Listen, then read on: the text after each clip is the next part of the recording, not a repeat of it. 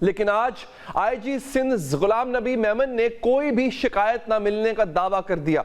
IG के मुताबिक सिंध में किसी चीनी शहरी से भत्ते की कोई शिकायत रिपोर्ट नहीं हुई। चीनी शहरियों की अदालती चाराजोई से मुतालिक छानबीन कर रहे हैं। मोहतरम आईजी साहब, पुलिस को शिकायत नहीं मिली तो क्या आप इसकी तहकीकात नहीं करेंगे? चलें आज आपके सामने मजीद तफसीलात हम रख देते हैं। ये फुटेजेस चीनी सरमायाकारों के वकला की जानिब से शेयर की गई हैं। पहली दो फुटेजेस का जायजा लिया जाए तो पहली वीडियो में एक चीनी शहरी वहां मौजूद पुलिस एहलकार को बिल्डिंग का ताला खोलने का कहता है, मगर एहलकार ताला खोलने से इनकार कर देता है, जबकि वो कहता है कि इसे बॉस का हुक्म है कि वो ताला नहीं खोल सकता। एक और फुटेज में एक चीनी खातून अपनी बेटी के साथ देखी जा रही जो ताला खोलने का कहती है, मगर साथ ही वो निशानदही करती है कि यहां पर कोई खातून पुलिस एहलकार मौजूद नहीं है, लेकिन इसे अंदर महसूर करके रखा गया। मोहतरम आईजी सिंध साहब, एक और वीडियो आपके सामने रखते हैं। यहां पर चीनी शहरी बाहर जाने के लिए कहते, गाड़ी में बैठने की कोशिश करते हैं, मगर इनके साथ एहलकार हाथापाई करता है, शहरी को धक्के देता है और चीनी शहरी अपनी गाड़ी में बैठकर निकल जाता। आईजी साहब, एक और फुटेज भी आपको दिखाते हैं जिसमें चीनी शहरी पार्किंग में गाड़ियों के जाने का इंतजार कर रहे हैं। वो बार बार मीटिंग्स पर जाने के लिए अपने फोन को देख रहे हैं, जबकि पुलिस गेट को ताला लगाकर अपने कमरों में आराम कर रही। अब चीनी शहरियों की शिकायत पर मबनी वीडियोस भी सामने आ गई। इसी मामले में सिंध पुलिस क्या कहती है, इस वक्त हमारे साथ मौजूद हैं DIG Sindh protection unit Mohammad Farooq साहब। सर, शुक्रिया आपका। आप ये जो शिकायत कर रहे हैं चाइनीज, इस हवाले से क्या तहकीकात हो रही हैं सर अब तक? देखें जी, ये जो इसने जो भी यहाँ पे जो अपना बिजनेस कर रहे थे, ये वो लोग हैं जो कि अपना प्राइवेट बिजनेस करते हैं यहाँ पे। तो इनकी जो इन्होंने जो पटिशन दायर की है वो तकरीबन 2 महीने पहले इन्होंने तैयार की थी, और जब भी रिकॉर्ड में जो चीज़ आई है वो 6 दिसंबर को इन्होंने फाइल की है पटिशन सिंध हाई कोर्ट में। तो इसमें इनकी जो भी रिजर्वेशंस हैं उसमें इन्होंने जनरलाइज जो हैं वो रिजर्वेशंस अपनी दी हैं। तो वो जो रिजर्वेशन है उनकी वो कुछ हद तक सिक्योरिटी रिलेटेड चीज़ों की वजह से हैं उनकी, और हम सिक्योरिटी और उनके जो पैरामीटर्स होते हैं, जो SOPs हैं गवर्नमेंट की, उनके अकॉर्डिंगली उनको देते हैं। तो साफ ज़ाहिर है वो सिक्योरिटी पैरामीटर्स जो हैं उसमें कुछ चीज़ें ऐसी होती हैं जो इनको भी पूरी करनी होती हैं, कुछ पुलिस प्रोवाइड करती है। तो इसलिए वो चीज़ें हैं और उसको हम देख रहे हैं। हमारी इनके साथ मीटिंग भी शेड्यूल्ड है, तो हम इनके साथ बैठ के जो भी इनके इश्यूज़ हैं उनको हम सॉर्ट आउट कर लेंगे। तो सर, ये जो चाइनीज कहते हैं कि अगर वो पैसे ना दें तो बाकायदा उनकी गाड़ियां तोड़ दी जाती हैं। कल हमारे प्रोग्राम में उनके वकील ने बाकायदा नाम बताए हैं। देखें जी, हमारी जब इनसे मीटिंग होगी तो उसके बाद जो भी चीज़ें ये बताएंगे या जिनके भी नाम ये पॉइंट आउट करेंगे तो उनके खिलाफ ज़रूर हम एक्शन लेंगे। देखें, बात ये होती है कि अगर ये कहते हैं कि गाड़ियों के शीशे तोड़े, इशू ये भी होता है कि बहुत सारी जगहों पे जो ये है ये भी वायलेशंस होती हैं सिक्योरिटी से रिलेटेड चीज़ों की। तो पुलिस जो है वो अपना काम जो है वो अकॉर्डिंग टू लॉ जो है और SOP के मुताबिक कर रही होती है। तो अगर ये हमें कोई चीज़ें बताएंगे और उसमें वाकई एविडेंस होगा तो बिल्कुल उसके ऊपर एक्शन होगा।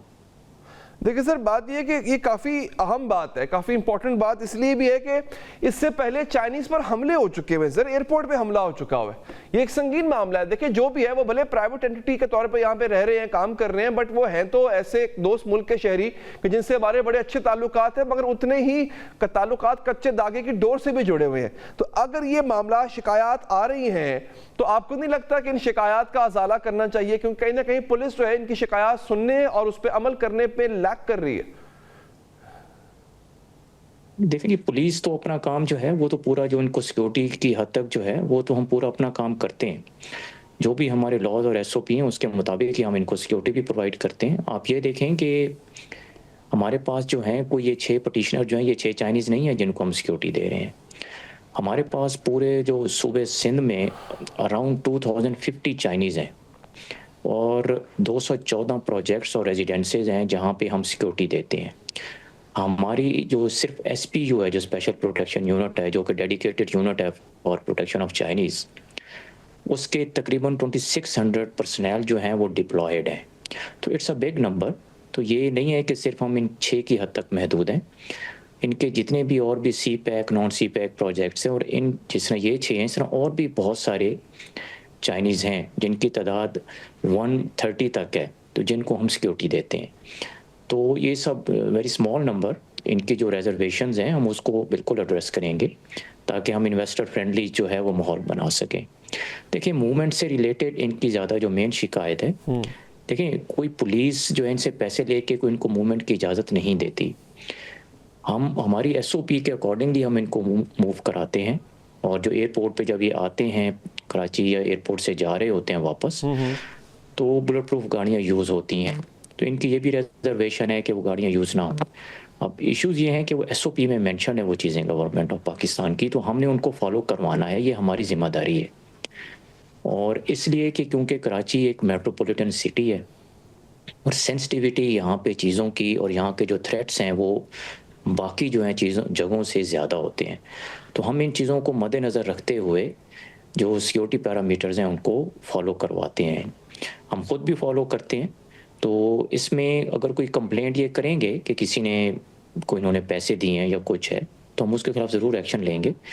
लेकिन ये है कि कुछ जगहों पे जो है इनको भी पुलिस के साथ ताउन करना पड़ता है। जी।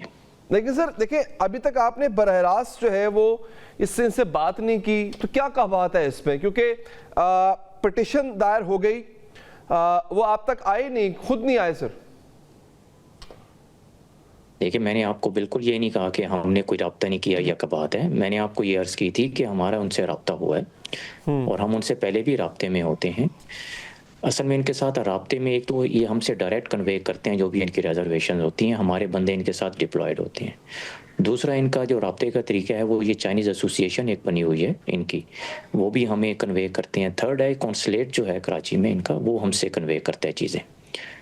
तो हमने इनके तीनों फोरम्स पे कल भी बात की है और आज भी बात हुई है इनसे, तो हम इनसे बिल्कुल राब्ते में हैं। तो हम इंशाल्लाह बाय टुमारो और मंडे तक इनके साथ बैठ के चीज़ों को देखेंगे और ये चीज़ें सॉर्ट आउट करेंगे इंशाल्लाह। अच्छा सर, जो कराची एयरपोर्ट पर हमला हुआ था वहां पे तहकीकात की गई, क्या गलती थी, कुछ डिग आउट हुआ वहां से? देखिए हम तो चाइनीज़ को सिक्योरिटी देते हैं और गलती तो किसी की नहीं होती कि जी किसी की गलती है तो ये अटैक हो गया। इसमें जो इन्वेस्टिगेशन है वो एक और जो हमारा इदारा है वो कर रहा है, तो मेरा ख्याल है वो उसका ज़्यादा अच्छा जवाब दे सकेंगे। मैं बस इतना कहना चाहूँगा कि हमारे एसपीयू के जवान उनके साथ डिप्लॉयड थे और वो सुसाइड अटैक था, उस पर मैं ज़्यादा बात इसलिए नहीं कर सकता कि इन्वेस्टिगेशन हो रही है उसकी। और हमारे 100 से ज़्यादा बंदे एयरपोर्ट पे डिप्लॉयड हैं सिर्फ एसपीयू के, और राउंड दी क्लॉक जो है जितने भी चाइनीज़ आ रहे होते हैं या जा रहे होते हैं एयरपोर्ट से, हम उनको सिक्योरिटी प्रोवाइड करते हैं। ठीक है, डीआईजी स्पेशल एक्शन यूनिट्स, बहुत बहुत शुक्रिया जनाब मोहम्मद फारूक साहब कि आपने हमारे प्रोग्राम के लिए वक्त निकाला।